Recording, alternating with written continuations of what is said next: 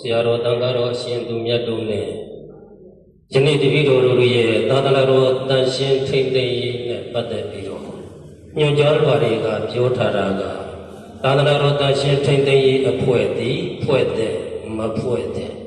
ဒီနှစ်ချက်ကိုဖရာတပည့်တော်ရှောက်ထားပါရစေဖေဟာဒီလိုတို့ဖွဲ့တဲ့ဆိုတဲ့အပိုင်းကဏ္ဍကိုကြည့်မယ်ဆိုလို့ရှိရင်လည်းပဲထူးထူးခြားခြားကြီးတော့မဟုတ်ဘူးဖေဟာတပည့်တော်တို့ညွှန်ကြားလွှာအမှတ်15 24 25 29 29 30 38 42 63 89 94 85 91ကညွှန်ကြားလွှာများကိုတရားဝင်လည်းပဲနိုင်ငံတော်တန်ခါးမဟာနာယကဆရာတော်ကြီးများကလုံအပ်လို့ညွှန်ကြားထားပြီးသားဖြစ်ပါလေဖေဟာ